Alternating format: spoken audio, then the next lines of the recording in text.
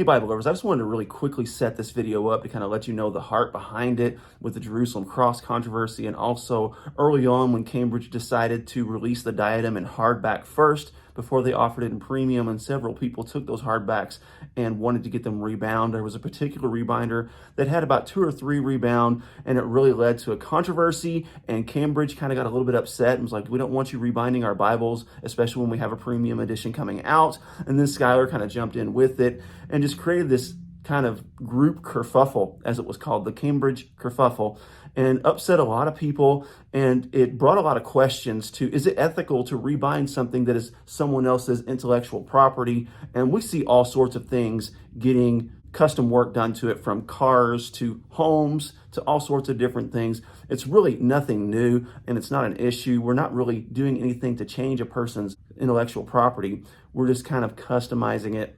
That's led to a lot of stuff. Also, we've had the issue with the Jerusalem cross and other publishers releasing it, and people saying you're using Schuyler's logo, and that isn't Schuyler's logo. Schuyler's logo is completely different. I've shown that in a previous video. So from Rex Rebind, I decided to take on both of those issues in kind of a humorous and possibly controversial way, where I had the Jerusalem cross put on the cover, kind of an homage to Schuyler, and I had the diadem rebound that was formerly in the calfskin, kind of an homage to the hardback, to kind of talk about and bring light to this issue and handle it in kind of a humorous way. So there you have it. Check it out. Hey Bible lovers, I'm Tim Nichols, and I'm here to bring you your Nichols Worth. And today from Rex Rebind, we have the Badalassi Carlo Waxy Pull-Up Cowhide in the tobacco color. So I've got several other colors that I really like, but this one is sharp as well. So let's take a look.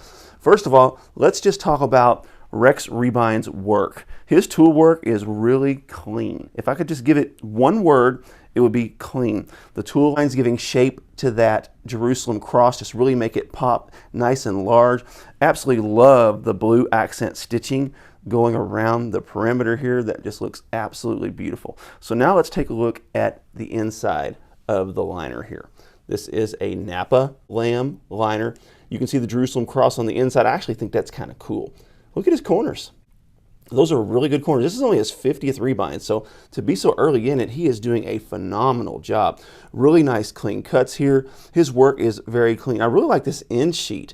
I was kind of on the fence when I saw the pictures, but once I saw it in person, I really do like it. It makes that blue stitching pop. It actually pulls in kind of the goldish color on the ribbons and the gilding.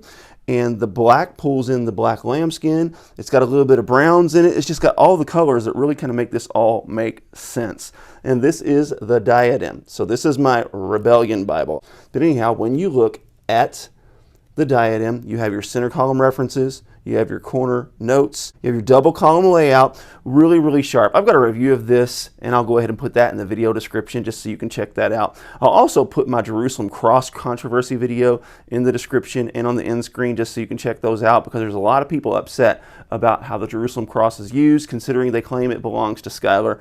We'll talk about that as well. Once you get to the New Testament, this is a red letter text. Oh, this one does have the Apocrypha, by the way, really nice. And this is a red letter edition. Red letters on Cambridge are always very nice and dark. I like them. And check out that overhead view. Just that yap looks really, really nice. I like the way it wraps around the text. Now let's talk about his measurements. Number 50, tool work on the back, looks outstanding.